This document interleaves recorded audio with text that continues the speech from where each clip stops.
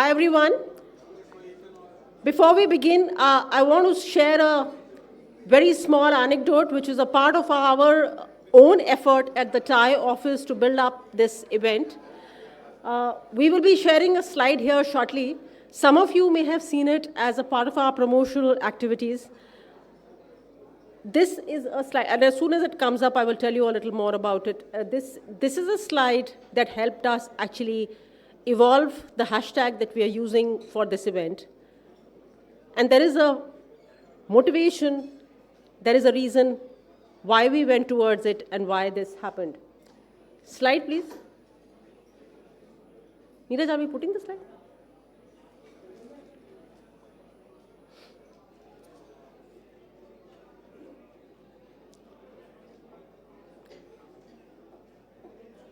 This is a very key thought. And I think from the beginning itself, from the first panel, some of our speakers have been focusing on it. Some of the discussions off stage also have been around the same topic, which is how is it that this can become core to our way of lives, sustainability. And I think one of the reasons, one of the ways it is going to be is through the children in our society. I think if we look at our own children and maybe even younger ones, we will find that they are maybe more aware and more motivated toward thoughts aligned to the core of sustainability in every aspect of our lives. And I think that is what led us to this. And the slide will keep coming. It's a slide of a young boy called Madhav Sharma, who happens to be the son of one of our team members here at the Thai Delhi office.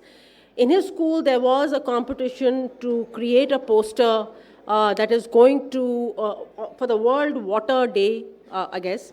And he created a lovely poster in which he created this hashtag called Save the Drop. We used Madhav's picture for the promotions as well as picked up that hashtag because we really felt that, children, I think, are pretty much our, ears and eyes to what's going on in the society, and they are also the future. And it is for them that we need to do this, and that is how we came to that. But that brings us now to the post-lunch session. And I think most of us are in, and people will keep on dropping it. I would like to introduce Sujoy Ghosh. Sujoy is the VP and Country Managing Director, India of First Solar. Sujoy joined First Solar in 2012 and has supervised and built out the company's India business, resulting in an overall installed base of 2 GW plus of thin film PV modules. He is responsible for execution of all the company's investments in India, all of them, and from development of utility-scale solar assets to implementation of a greenfield vertically integrated thin film PV manufacturing facility in Tamil Nadu. So I think this is really a part of the whole, not only just the renewables mission in India, but also the Made in India thing. Sujoy has over 30 plus years of industry experience in India, and me, like most of us here, am very eager to learn from him and to hear what he has to say. I would like to invite Sujoy to the stage. Over to you, Sujoy, please.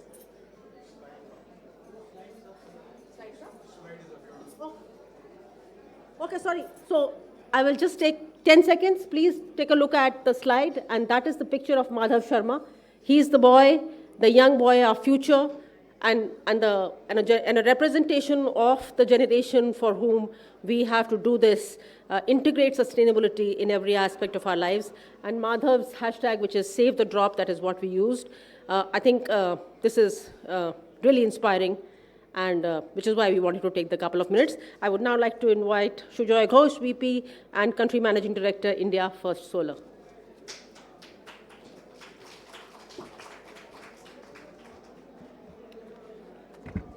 Thanks, Upasana. Very good afternoon, everybody. So quick word, thanks for the introduction also. Quick word about First Solar. We are one of the world's largest manufacturer of solar photovoltaics, companies listed on NASDAQ. Globally, about $2.5 to $2.8 billion of revenue, 6,000 employees. We make solar panels And we make them in the US, we make them in Malaysia, Vietnam, and more recently in India. The reason why we are expanding our global footprint is simply because if you follow what's happening within our country, we have announced a target to have 50% of our electricity generation from renewable sources by the end of 2030, by the end of this decade, right? And that represents, as per RBI, it's a 85.6 lakhs crore opportunity simply to go to these targets by the end of 2030. And it doesn't stop there. Decarbonization and the broader sustainability initiatives which India is going to, march on till we get to the net zero goal by 2070 is about roughly a 2% of GDP kind of opportunity for the country, right? And so as we also grow our economy, the spend on clean energy technologies, electric vehicles, and all the other ecosystem around it will be extremely relevant. And I think that represents a good opportunity for people in this room. I want to take, the way I structured this was very quickly talk about the opportunity and then get into manufacturing. Right, because that's what the country needs. This is also, interestingly, one area where we've seen China monopolizing supply chains, right? Whether you look at clean energy, battery technology, all of the ecosystem around decarbonization, the Chinese government over the last about 10 to 15 years have really created scale which not only supports China's in-house needs, which China has about 50% of the global demand for some of these technologies, but they also want to be supplying to the rest of the world. And post-COVID, there was this realization that, countries like India or other countries are increasingly looking at trusted and resilient supply chains, right? And in that theme, we've seen efforts on both the policy and the regulatory side for the government of India to start connecting its decarbonization and broader sustainability objectives to industrial policy and look at how do you bring in manufacturing into play. That resulted in us investing close to 6,000 crores and establishing India's first vertically integrated semiconductor to solar panel facility in near Chennai in Tamil Nadu. Which we started trial operations. It took us about 19 months from start to finish to set this up. But as we look at creating these gigafactories, right, and as we look at manufacturing in the next decade, there are a couple of things which play in the mind of people like us, right? Number one is manufacturing is going to be about scale. If you look at clean energy technologies, semiconductors, these are all capital intensive assets where you need a certain scale to make the break even. At the end of the day, it's also an intensely competitive environment because the output of our panels or wind turbines essentially is energy. And all of us want to make clean energy more affordable so that the deployment of clean energy becomes easier for consumers, right? So scale is very important. And when you think about scale, obviously, as you look at the factories of the future coming into India in this technology space, one is looking at several themes. Number one, you're looking at industrial Internet of Things. These factories are going to be highly automated. There is a lot of requirements of advanced sensors across the production line, which can talk to then automation devices and manufacturing execution system. So that's one piece of technology which will become critical. The other thing is, unlike traditional factories of the future are going to be built around data. Data is going to be at the center of the operations. And so there's a lot of work around collecting information, analyzing information, and visualizing the information, right? To give you a sense of what we do, right, when we make solar panels, the panel from start to finish travels across 4.5 kilometers of conveyors. And it's traveling at about 1 meter per second, right, as it goes through the line. That's the speed at which we are making panels. And all along the line, we've got like inline sensors which are continuously scanning the device, looking at, comparing it with what should be a good panel, and then reacting back within seconds to make sure that a good panel goes through. If the product is bad or it's got a defect, the glass is cracked, for example, then it's routed into the scrap, right? So, you know, and in order to do this 24/7, 365 days a year, we are generating tons and tons of data. I mean, gigabytes and gigabytes of data, and there's a lot of analysis around data. So data analytics becomes another area where we would be focused on as you look at factories of the future. It's not going to be really grease and oil kind of operation, but really data-driven. And then the obvious piece is robotics and you know, use of robotics to do most of the repetitive tasks, right? So there's a big play for robots. We use about 85 robots in our factory. And besides that, we also use autonomous vehicles for moving our products at various stages of the, you know, intermediate products, finished products. They're all using AGVs because of the throughput, right?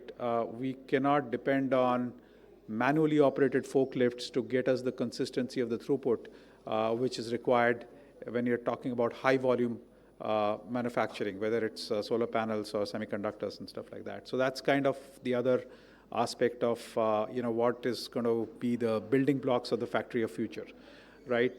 And then you look at two different themes, right? Resource efficiency and circular economy. Products are going to be designed. First Solar's technology, by the way, our semiconductor is not silicon. We take semiconductor material from the impurities which are found in the copper and the zinc ores, and we take it off the tailings of the smelters, and we convert that into a photovoltaic semiconductor, which is called cadmium telluride, which we use in making solar panels, right? Our panels use, in terms of if you look at a panel, 37 kilos of panel, it's about 50 grams of semiconductor. That's how less material we use to make panels. And at the end of life, we recycle and recover about 90% of the semiconductor which was there in the module. Not only that, 85% of our panels are glass, so we recover the glass, clean it, and sell it as clean glass cullets, which go into then making things like bottles and stuff like that, where you don't require a good, you know, you can work with low quality glass. So we have a completely circular economy. And by the way, we started all this when we started the company in the late 90s, when circular economy was not so much of a buzzword. Talking about resource efficiency, that's the other thing which, you know, as you look at factories, everybody wants to use resources efficiently. We uniquely are the only panel manufacturer maybe in the globe who is using recycled sewage water for all our water needs, right? It comes from the city, the Chennai Metro. They have a big recycling plant where they're treating sewage water, converting it into tertiary treated RO water, which is what we use as our input water source. Of course, we need some amount of ultra pure water for the semiconductor manufacturing, which we purify. But that's the circular. And then we have zero liquid discharge facility to extract any water from our waste stream and try to reuse that, right? Given that a lot of India is water constrained and it's going to become even more. Save the drop was your thing. And so I think industries are really focused on resource efficiency. Obviously, for us as a manufacturer of solar panels, we want to power our factory with 100% renewable energy. There are certain technical limitations in our ability to do that. So right now we've got to about 70% renewables with a combination of solar and wind till, you know, grid scale storage becomes, you know, accessible and affordable. we still have to draw the balance power from the grid at points in time when either the sun is not shining or the wind is not blowing. But generally, again, I mean, a lot of industries are moving towards, having full renewables to power their needs. A lot of companies are signatories to RE100. So that's the other aspect of resource efficiency and circular economy, which are two key themes as one looks at designing and developing factories and large-scale manufacturing in the future. You start from designing the product for circularity to then using circular economy all through your manufacturing and waste process to kind of create a very closed loop as you look at your high volume operations. Think about it, we are looking at things like returnable packaging. Right now, solar panels are packed in wooden pallets and dispatched to these sites where customers take out the panels and they just throw the wood, right? So it's a colossal waste of wood. And as we look at doing like 500 gigawatts of solar, think about how many trees would be cut to make pallets for just transporting the panels. It's just 3-4 days activity. And so we're looking at using steel and having returnable packaging as one of our interventions as we look at the ecosystem around solar modules, right? Other thing is cleaning. Most of the solar plants which are set up in India are in desert areas or in areas where the sun shines brightly, and intuitively there is water scarcity in those areas, right? And as plants become bigger and bigger, multi-gigawatt, large solar parks, cleaning these panels, once every 15 days requires water and labor. And there is a lot of work we are trying to do with ecosystem partners, including some startups, around how do you use robots to clean these panels without even water, right? Just using brushes and cleaning these panels on a regular basis. Saves labor, saves water. There is a water mafia out there in certain areas where there's water constraint. And so it is something where you're introducing automation to create value for the customer. Lastly, I think as one looks at factories of the future, there is also an emphasis on shifting the workforce, right? Number one, manufacturing workforce is becoming more gender diverse. I mean, we have about 45% women in our workforce of total about 1,000 people as we run a factory. But the skill sets, and obviously we want to go to a higher amount of gender diversity, but that's where we started. As we look at manufacturing workforce, right, in these areas of technology, the one thing we must remember is technology evolves very fast, right? Whether it's in phones, in computers, in solar panels, in semiconductors, the technology evolution is very fast. Unlike, let's say, some of the more traditional sectors of manufacturing, where if you set up a cement plant, you really don't change the plant or a steel plant. It's a very mature technology. But some of these the technology manufacturing, you have to think about obsolescence of your tool sets and then the knowledge. And so we do invest a lot in terms of not just initial skilling of the workforce, but making sure the skills remain upgraded. And even the ecosystem technology changes, the data, the automation, people moved from, let's say, internet to now 5G technology just for the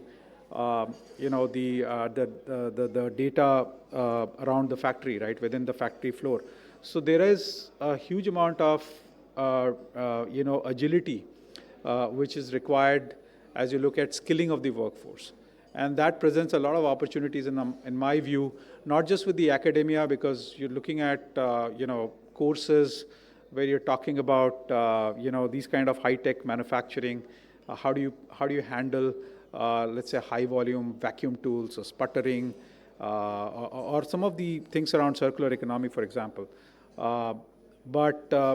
Constantly upgrading people's skills around handling data, managing robots, maintenance, et cetera, et cetera. So that's the other aspect of manufacturing, which one needs to think about. And I think as I explained all of this, it does create opportunities for startups and entrepreneurs to look at pieces of this, right? I mean, high volume manufacturing, the core technology, the core manufacturing is a game of deep pockets.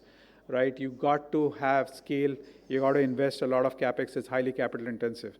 But there's a huge ecosystem around it, whether it's the tools, whether it's like, I mean, why can't India make good robots, which can be used for manufacturing? You go to any automobile plant or solar manufacturing plant, the robots are all completely imported, right? All we do is we offer maintenance services. But can we get into, making high quality industrial robots which are reliable? As one example, right? Can we look at data visualization and data science? Can we look at making sensors? Most of the optical sensors and the inline sensing which we use, whether it's thermal imaging or just simple inline metrology, the sensors are all imported. It doesn't take a lot of, it takes a lot of innovation to make these sensors, but it's not capital intensive. So there is a huge amount of opportunity as we transition into manufacturing over the next 15, 20 years into these high-tech areas for the ecosystem to come up where there is, I think, a great opportunity for startups. And as we get into the panel discussion, I'll be happy to speak more. I think I'm out of time completely. So I'll stop here. Thank you. Thank you so much, Sujoy. Why don't you continue that? I think we got a great glimpse into the entire gamut of possibilities in the whole manufacturing space. And once again, adding to the whole make in India theme that we have been talking about in other areas as well. But I think we got a complete insight into the whole gamut of possibilities there. Great segue towards the panel. I would now like to invite the panel, which is Manufacturing for Tomorrow. The panel is Building for Sustainable Outcomes While Manufacturing at Scale. I would like to invite the rest of the panel. Kartik is the COO and co-founder of Log9, spectacular startup there. Nikhil Vijayvergiya, co-founder and CEO of BillionCarbon. Suruchi Rao, CEO, co-founder, Ossus, Biorenewables. And Sujoy, of course, is here with us. Panel will be moderated by Swapna Gupta. Swapna is a partner at Avaana Capital. So over to Swapna and the rest of the panel.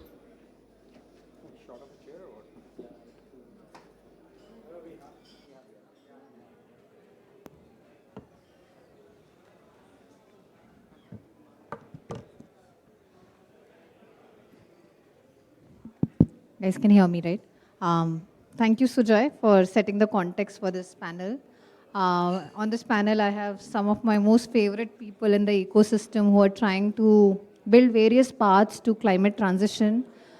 Before we start with their introductions, a quick bit about me. I'm Swapna Gupta. I'm a partner at Avaana Capital. Avaana is building one of the largest technology platforms in the country to invest in early-stage startups which are solving for climate and sustainability. The idea is how can you move the needle forward with impactful technologies, and hence segue into this panel that how can technologies of today solve for tomorrow, but for that you need to manufacture at scale, you need to create at scale. How do we get there? So that's my background. Suruchi, do you want to share yours? Sure. I'm Suruchi. I'm the co-founder of Ossus Biorenewables. We're a green hydrogen company. Most people are talking about green hydrogen today, but they seem to talk about only one technology to enable this, which is splitting of water. We at Ossus have a very contrarian point of view where we feel that there simply isn't enough water in India to produce 5 million tons of green hydrogen each year. So we have developed these bioreactors that use waste carbon in industrial effluents as the feedstock. So this helps us do one of two things. You're producing green hydrogen where you need it, which is industries, and you're also able to recycle wastewater so that you have an improved water map. So we access not just the clean energy space, but also the water sustainability space. Looking forward to speaking more about manufacturing, which is troublesome, but Thank you. Go ahead, Nikhil. Hello. Yeah. Hi, I'm Nikhil Vijayvergiya, and I'm the co-founder of BillionCarbon. And at BillionCarbon, we are nutrient mining from food waste and creating a liquid biofertilizer concentrate using our IoT-enabled bioreactors. So with our IoT-enabled bioreactors, we are extracting and converting the food waste in under 3 days without any external energy. We're using it using organisms and then converting it to valuable byproducts. In the entire scheme of things, we are working on 2 huge environmental crises, which is one, India's food waste crisis, and second is the soil degradation problem, which is prevalent in the world. Hey, hi. So I'm Kartik. I'm co-founder for Log9. Log9 is a fundamental material deep tech company. Started back in 2015 from IIT Roorkee. We're a battery tech company now. Using our material expertise, we got into lithium-ion technology. So we're a cell to battery pack company and have arms in mobility, a very strong arm in mobility, and then an upcoming arm in stationary market as well. So we work on energy storage technologies, primarily on lithium, right from the cell chemistry to battery pack altogether. So yeah. So Sujoy, you already have met. But why don't you, once again, for those people who just trickled in after lunch, there was a good 15-20 minutes break, why not? Hi, I'm Sujoy. I lead First Solar's business in India. First Solar is a large global solar panel manufacturer headquartered in the US. We operate manufacturing in US, Malaysia, Vietnam, and more recently we've opened up a fully integrated solar panel manufacturing fab in Chennai. Thanks, Sujoy. So we have a large corporate, we have a startup which has sort of blossomed. There are two fledglings with us, so we'll figure out how each of them are tackling manufacturing at scale. I think we'll start with you, Suruchi, maybe. The question that I have for you is, like you said, manufacturing, which is difficult, right? What was your aha moment, or what would be your aha moment when you will think, well, I'm ready to manufacture at scale, and these are the 5 things. If I do right, I have built a large company, right?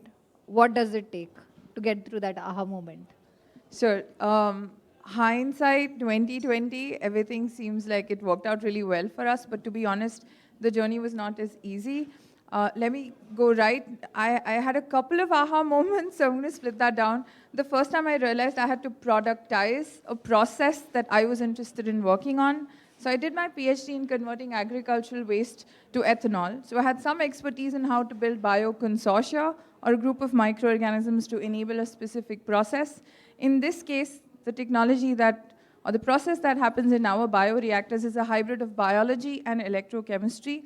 But the first time I sat down with a customer, which was someone who was a production engineer at Shell and was troubled with not having enough water, not having enough hydrogen, I could sort of sit him down and he said, I don't have room for you to set up a traditional reactor, neither do I have so much power as you need to set this up. So you need to do something else. And that's the first time I realized I had to productize something. I'm a chemical engineer. I only like bioreactors. The whole IoT-enabled autonomous was new for me. And I had to find a partner, and that's how I found my co-founder. But the second aha moment was to realize that in India, it's very difficult to do something which is intelligent, quote unquote. We talk about Industry 4.0, and now, Jesus, we are speaking about Industry 5.0. I don't even know where the 1.0 got added in between there, but it's difficult to make this happen in India. But you need to have the right support system, and we did. By sitting down with customers who do this on a day-to-day basis. You had Shell, we had Tata. We could speak to a number of people who understood how the manufacturing sector needs to be handled. But we're not manufacturing 1,000 reactors per day. We're yet to get there. Like Swapna said, we're fledglings. If we do 10 or 15, that's a lot for us.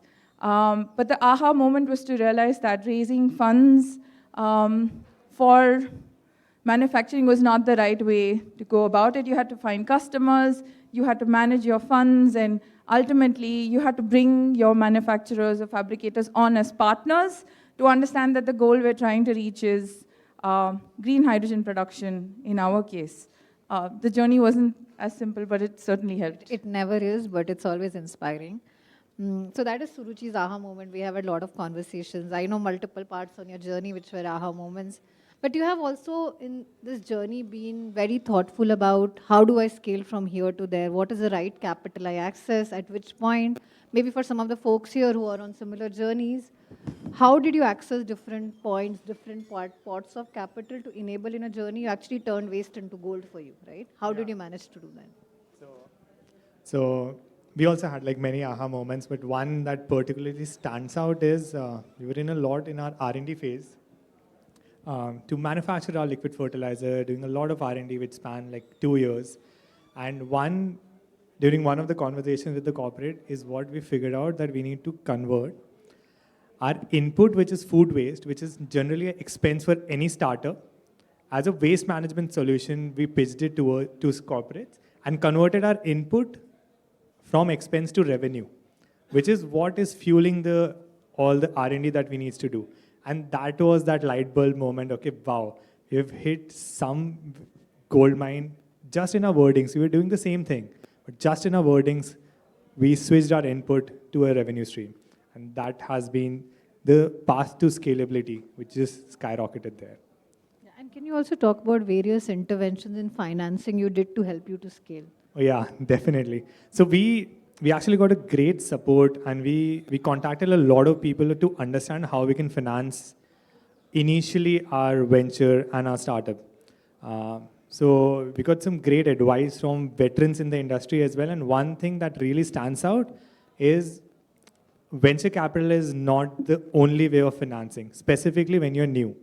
You have access to your grants, you have access to debts, you have access to zero interest loans which are out there, which are given by Government of India, Departments of Science and Technology. A lot of it in biotech field, a lot of it into deep tech field. There is also access to, once you started making revenue, is PO-based financing, which a lot of startups do overlook.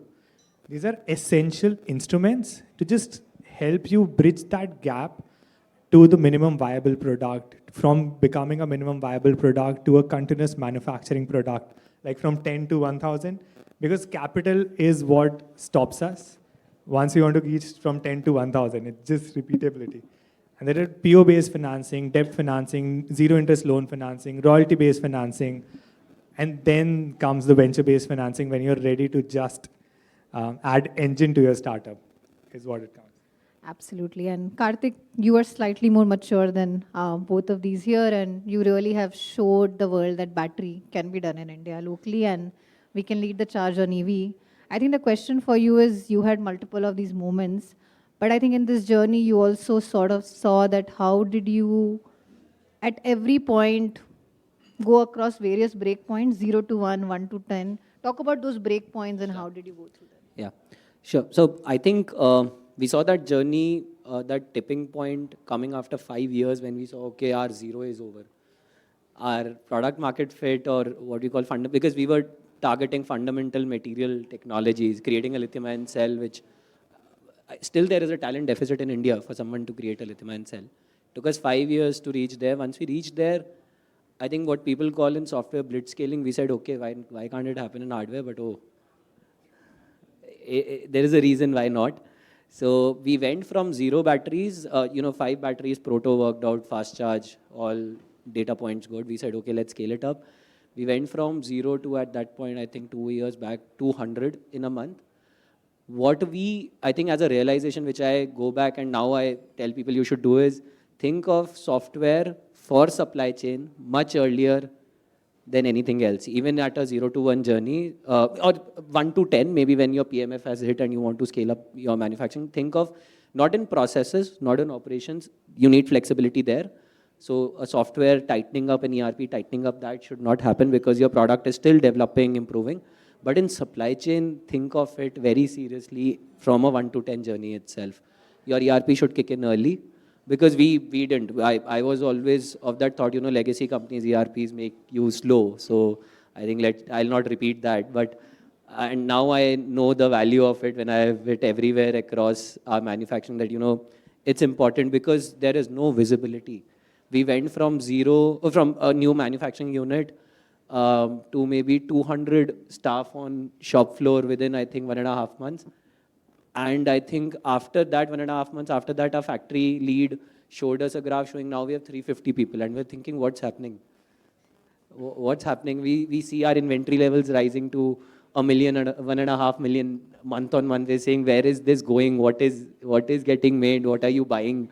So I think what I realize is supply chain processes are like key if you're getting into manufacturing very early on. You might think that, okay, no, I can manage it. There are fewer approvals, but I think put that as an ERP early on, create your dashboards, create your visualization pretty early on, and then scale. We see similar in our cell manufacturing also. In cell manufacturing, we have a 50 megawatt hour cell line that we've set up. There, the biggest gap that we realized is machines for any sort of new age manufacturing, you need to import. India is not, so we don't find good machines, precise machines here, at least for such plants. Leave your team in the country you're importing it from for a year, tell them this is your place, you have to live here, because that VC sort of video calling sort of approach doesn't work in machines for sure. And once if it reaches you and it doesn't work, it's it's 6 months again lost. So we realized that and we said, okay, from now on, any machine we're getting from China or anywhere, a team has to stay there. You have to stay there for whatever 6 months, a year till the FAT happens and you dispatch it. So 2 learnings that I've seen across this journey. Hopefully with virtual reality, augmented reality will solve for that physical presence. But I think very apt point. I think processes, systems, very important. And Sujoy, I'll switch gears and come to you. You are a large behemoth, giant almost in front of them. And you have built the right systems, processes. But I do feel that solar had its good years, right? Which is basically the policy, regulatory, everyone came together to make it reality.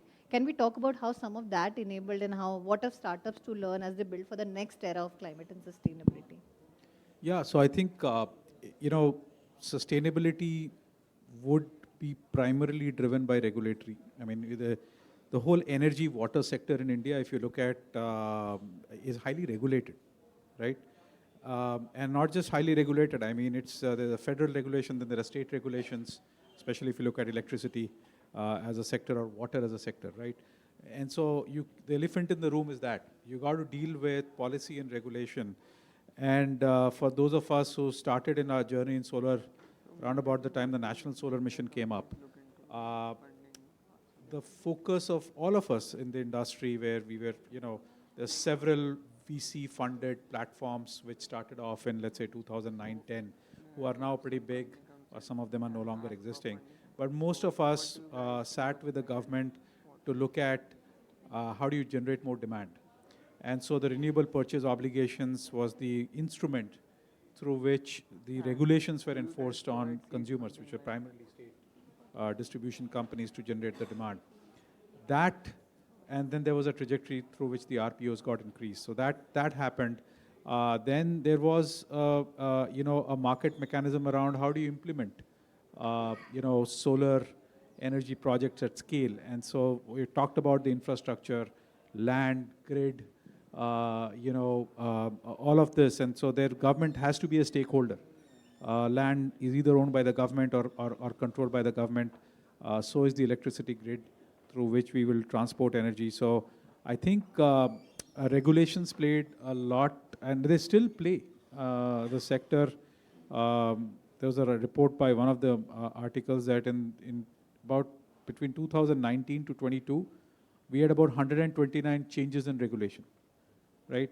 And for, as you start a business and you run a business, right, you also got to deal with the fact that regulations can change. And sometimes they change for better or worse. And so there has to be a constant focus, not just on technology, but engaging with the government, engaging with the regulators, and the larger stakeholder groups around making sure that, regulations don't impact you adversely, and they help you generate more and more demand. As you talk about, let's say, stationary storage, for example, it's all down to regulations, right? You have to fix that to primarily create demand for stationary storage. So, absolutely, and especially in India as opposed to any other country. Absolutely. So ops, finance, regulatory, while you have great technology as important. Suruchi, you and I were talking about this, right? You are an early stage company, yet you have seen some instrumentation, support, etc., which has really enabled you in this journey. Can we touch upon them to showcase that whether you're small or big, and there'll be a policy direction there, and we are all in the right direction, hopefully. How has it enabled at this stage? Sure. Let me talk about, this is a bit of a Russian doll when it comes to the policy around green hydrogen. It started with the National Hydrogen Mission in 2021, Independence Day. Then it became a policy early February 2022. Then it started being divided into subsidies. There was bidding, there was demand-driven. Some industries soon will be forced to use green hydrogen. So everything in terms of driving demand and the subsidies required for early adoption. There's 19,000 crores that's been set aside, 1,900, nearly 10% of it just for pilots. The one thing that doesn't get spoken about, this is what's available in the news. There is some policies or regulations that have been linked to the National Green Hydrogen Mission that many people may not be aware of. So CHIMS is typically what anybody who's tried to import chips into India would have faced and dreaded. But a part of this also now involves the import of certain OEM-based sensors and gas flow meters that would typically not be easily accessible. There would only have to be platforms. Once again, it's a long list of things coming from the US down to Taiwan and then to India. And previously, for something that would cost us about $1, we would have to pay $3 in customs charges, which we don't have to do anymore. Of course, these sensors or these flow meters don't cost $1, they cost a little bit more. But let's just say for startups such as ours, where every penny counts, this has really helped us sort of change the way we do things. We're not having to compromise on the final product or the way we go about integrating it with an existing industrial infrastructure. Because of course, if I'm going to go install something at a Tata Steel site, I can't say I'm going to use something that costs $1, right? So now those barriers to upgrading our own reactors have sort of fallen away. And that's definitely thanks to the policy. And there's several ministries involved. So it's not just Ministry of New and Renewable Energy, there's Ministry of Power that does this. And of course, METI has sort of come in as a third sort of small integral part in making sure that this goes through smoothly. That's a delight to hear that you're getting the much needed support, because you need to start thinking 0 to 1 and 1 to 10 and 10 to 100. Absolutely. Your journey, what have you seen around greening and waste management that has really enabled, supported you? Yeah. So I think two major policies that have come, not just right now, but in the past also, that has enabled is Swachh Bharat Abhiyan, and second is natural and organic farming, the shift of India from chemical fertilizers.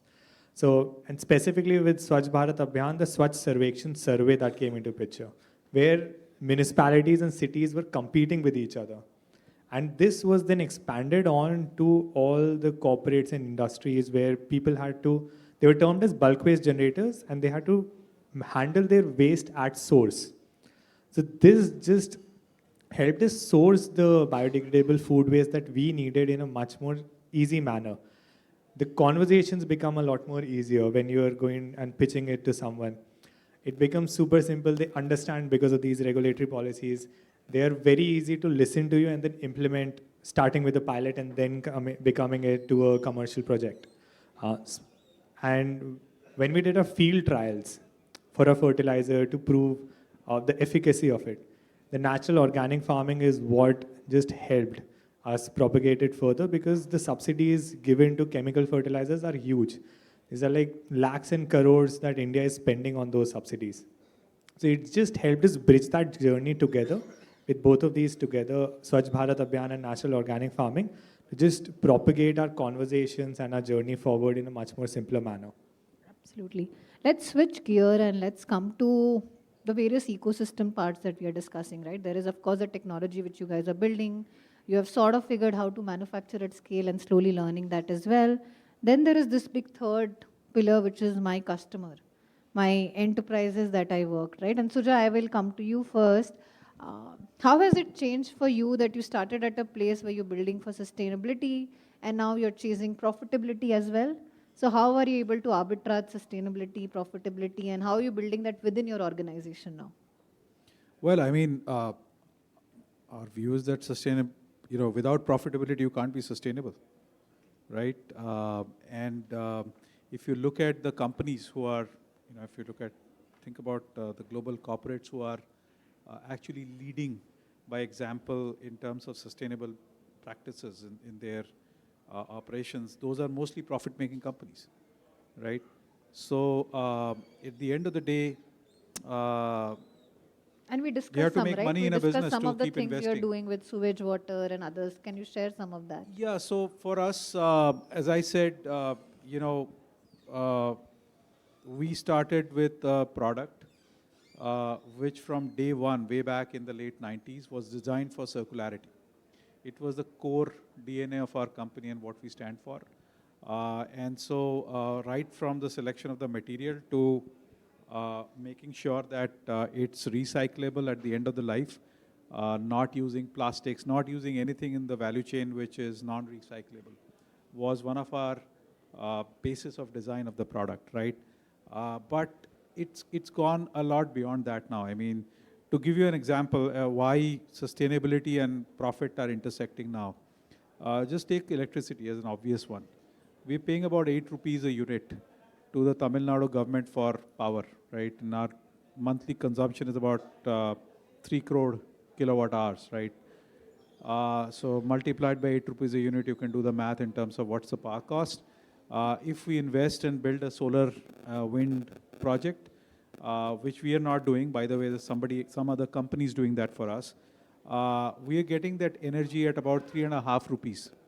And then we pay another 50 paisa for it to be wheeled across to the grid. So, you know, you can achieve your decarbonization goals and be profitable, right? Likewise, if you see the whole conversion to LED lighting, for example, and look at the energy efficiency which has come on the device side. So I think there's a clear connect, and it's only when you make that connect is when you start to scale up.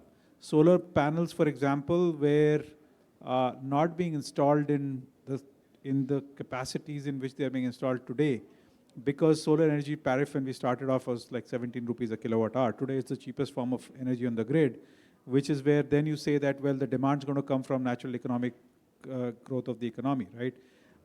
And so likewise, as you look at water, for example, it's a constraint which drove us to look at how do you treat, how do you create, meet your needs from recycling, right? So I think, you know, there is a very clear connect, and it has to be in your business model, right, as to how do you drive value for the customer, for the end customer. Otherwise, it's just going to be technology for technology's sake.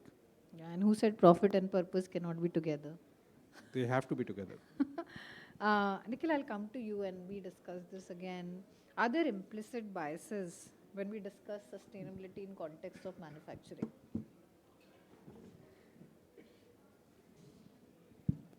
Thanks. But before I answer that, I just want to touch one thing on what Sujoy said and just very simplify this, which we learned very early is you can either give a better product at the same rate, or you can give a cheaper product, or you can give a similar product at a cheaper rate.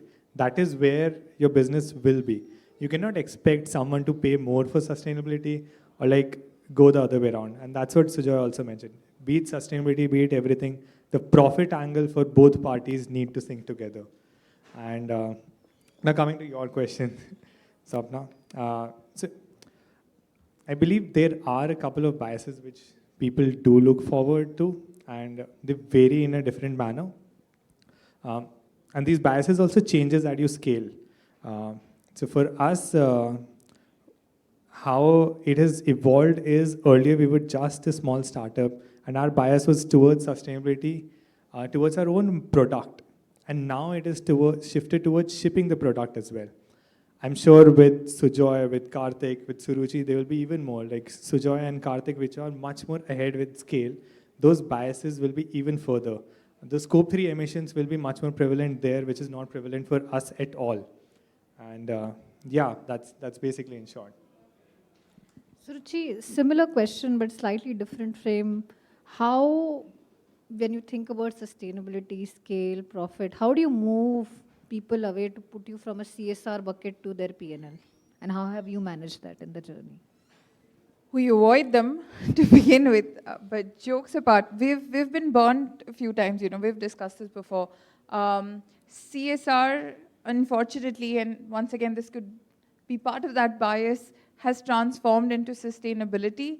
They have limited budgets, and, you know, I know what Nikhil said, but the risk associated with trying out and deploying new technologies does come with an additional cost. That's probably why de-risking technologies such as ours can only happen at Fortune 500 or Fortune 1000 level to begin with, and then sort of trickle down effect comes into play. But, you know, going back to the point that we were talking about, sustainability teams have limited budgets. We cannot guarantee a budget because for a fairly large portion of the deployment, We are dependent on customers' information when it comes to wastewater quality. That's our feedstock. Now, if there is a change, which typically isn't spoken about because people don't want to talk about wastewater at industrial sites, sure, they want to talk about it when they talk about disposal, but this is our raw material where there's no QA, QC involved. So the costs associated with it do have a tendency to fluctuate. CapEx is borne by us. So when sustainability teams come in with a budget of 60 lakhs, example, for 5 projects in a year, it's a little difficult for us because it doesn't even probably cover our operating expense, our overheads, and all the other things that are not involved directly with implementing the technology on site. So we prefer talking to the key stakeholders for whom it directly affects the bottom line. So for example, if we are speaking to someone, surprisingly, most people who become champions of our technology are not ones who come from green hydrogen to begin with. They're the ones who come from the water side or the supply chain side. To them, water is an existential problem. Like Sujoy was talking about, water is so critical as we ramp up industrial production in this country, and there simply isn't enough to sort of use unabated. I can get you both to join the water panel after this. There is one, I'm sure, but go ahead. No, it's absolutely crucial, and you know, we use 42 billion liters of it. It's insane in this country, and we don't really talk about recycling. It's less than 10%. So it's those guys for whom a technology such as ours becomes crucially important, because we give away recycled wastewater for reuse, which is demineralized free of cost.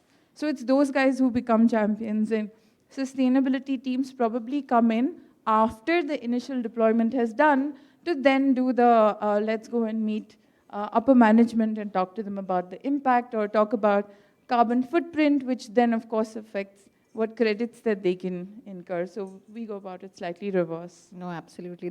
If you make money, you become real. Otherwise, it's just hard to become real, to be honest. And Kartik, I think, I often think about you guys, and I often think about that why was EV not led by some of the larger behemoths or the giants of the country? Why did startups have to do it?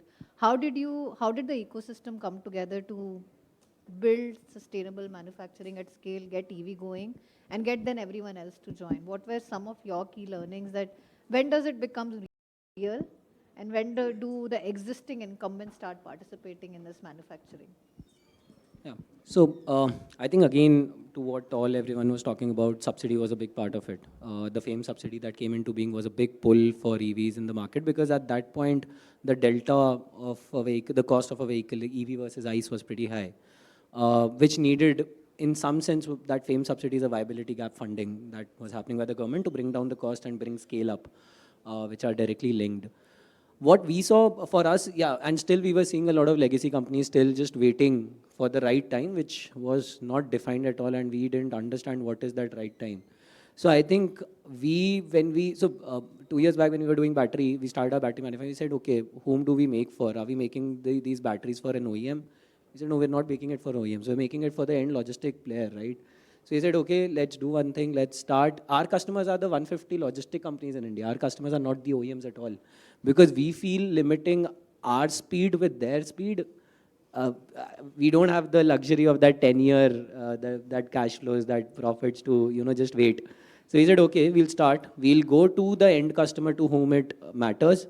And I think that is the biggest learning I've got. The more fragmented your market is as a startup, the more chances of you doing an early GTM is there. The more concentrated your customers are, the more you're in something which I call a POC pitfall. Every bigger company will call you, ask you for a presentation, then we'll say, okay, I'm attaching one guy to work with you, and then we'll see where this goes, and that'll take you 5 years and you're out. So we realized there's no point. You need to open up the biggest advantage of this country, which is the consumer markets which are sitting here. Your product indirectly, ultimately impacts that logistic company. So we sort of completely bypassed that. We went to end customers, created our own demand, created that pull because the technology was new. And then OEMs aligned. So what we were trying to convince the Mahindras, etc., that, this tech is better for commercial EVs, that convincing would have become another sort of journey of a 2-year course altogether, which we realized rather than doing that, create your own pull and get that push Create that pull of those logistic companies to the OEM saying that, okay, boss, I want that product. And that's how we bypassed and that's how we scaled. And I always, B2B deep tech hardware is tough, very tough, if your customers are more concentrated. If it's the only 5 OEMs that India has, it's ages. No, brilliant. I think now there is at least broad agreement between all of us that ecosystem is right. Enterprises are willing, customer is willing, regulatory policy is trying as best as it can to make your life easier. So broad agreement, sustainable manufacturing at scale will happen. Startups will lead charge. Corporates will continue to follow suit. Sometimes corporates will lead charge. So we'll see who sort of does that. Question for you, and this is out of syllabus. I'll start with you, Sujoy. If you were not doing this and you had to build something else at scale in the manufacturing for sustainability, what could that be? The reason I ask is I often feel that, to our point, we feel that it's a hard segment, let me not jump in, I don't know if I can do it. But if you had one idea, maybe someone could pick that idea and build on it. You're asking this to me on a personal level? Yes. I think, if I won't build a factory. I don't have the pockets to do that, frankly. But if I was not doing this, where I would be concentrating my energies as an entrepreneur is to look at the skill gap and look at how do you skill the people who are coming out of colleges or who are going into colleges also to be prepared for running these factories, which will be highly automated and robotized. So there is a huge transition we need to make in the whole skilling aspect of it. And maybe the other part is to make sure people like Kartik don't go to China to buy a machine. So there's a larger ecosystem initiative which we need to do in terms of all the stakeholders across for the country if we are to be successful in building these manufacturing. So maybe work on these 2 aspects. So agree, I'll do a quick plug-in. We have a company called Terra.do. It has some brilliant courses if you want to get into sustainability and climate. So we might find some of your... So you need non-skilled workers. Yeah. Okay, so that also we'll get as a course soon. Next, what do you think, Kartik? What would you be doing? So I think very similar. I've been talking about it since last 2-3 years that, if you go to any tier 2, tier 3 college today, you go to an engineering college. I myself am a chemical engineer, but you find in mechanical, electrical, electronics, 2 students, 3 students, computer science, 100. Where will they go? Who will make a battery then? Who will work on electronics? Who will do the electrical harness? Who will actually make the products? You go to German companies today, you ask them, companies who have been building powertrains since ages, who are leaders in that, you ask them, what is your next? They say, AI. We're cutting off everything else. Then we say, okay, who will build trains then? Will AI be able to transport me from point A to point B? So I feel that, and that's a chicken and egg situation because people, I think 5 years, 10 years back, there were no opportunities as well. People used to go out, used to work in Germany, they used to work in US, there were opportunities, India was nascent on hardware. But now with forward-looking companies, we feel that the courses, point 1, the curriculum has to change for sure, and that's where academia needs to start working on that. And if I have to do something on that front, I think I'll open up small, so for example, if we have a 50 megawatt hour line, I'll open up a 1 megawatt hour line near institutes in partnership and train students on it. Today, the total talent pool of lithium-ion cell manufacturing in India would be hardly 150 people max, if I cumulative. Now think of it. We are saying we need 10 gigawatt hour, 20 gigawatt of lithium-ion, and the 150 people will do it. How? So that's a big question. So that's where I feel someone venturing into, again, making mechanical sexy enough for people to pursue, saying that, okay, if I get into mechanical, I'll build a Batmobile someday. That aspirations have gone. Mechatronics, no, none. Fundamental electronics, embedded engineers. It's a gap. You don't find people who can create a Gerber file of a PCB which can do things on a machine. There are huge gaps in the market. And I feel, and a big, the curriculum has never changed. I myself, whatever I learned in chemical, I think was very obsolete. I never heard lithium. In my whole 4 year of course, I never heard lithium in IIT Roorkee. So I think curriculum needs a revamp for sure. So that is, I think, echoed, which means there is a huge room there. So while other parts of ecosystem is working, maybe employees need to be retrained, reskilled to be there. Quickly, I think we're running out of time, but I do want to ask both of them the same question and put some seeds there. So, just answering it pretty quickly is waste is something that has been really close to my heart ever since my childhood. I used to like keep the toffee wrappers in my pocket while I was eating them outside and putting them in the trash can when I reached back home. So if I was not doing this, then maybe possibly like a plastic recycling is something that I would really want to venture into. And then manufacture that into scale, like plastic recycling into scale. I'm not sure I know I would want to do anything else but this, but I don't know how to go about it, but one thing that I really think is extremely important is for us to reduce consumption. I feel like India is US from the 90s. I know for the last 3 months, I didn't buy new clothes. It's a statement I just made and was ashamed of myself because I said that very proudly, like, I haven't bought new things. It really makes me jittery to think that you have... You're basically saying all the manufacturing plants should shut down. So here's the thing. There's a way to do this without actually curbing the ambitions of the bottom of the pyramid who are getting access to far more than what you and I would definitely take for granted. Absolutely. But, sustainable consumption and consumption which can be sustainable. Absolutely. Without anybody feeling left out. Thank you, Pasna. I think we have our time. Thank you very much, folks. That was really, really very exciting. And the last question really, it really got people thinking, but wonderful. Thank you so much, Kartik. Thank you, Nikhil, Suruchi, Sujoy, and Swapna. Just give me a second. For the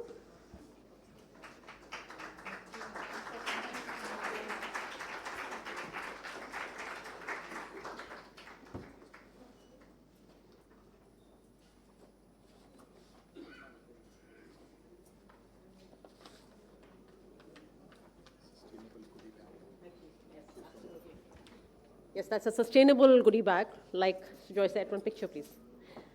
And we'd like to thank our gifting partner, Adiva, for these goodie bags. Also, once more, thanking all our sponsors, starting with Lufthansa Group, Binary Semantics, Fig Bytes, Urja Energy, Ecosperity. Thank you very much for helping us put this together. This brings us to our next panel, and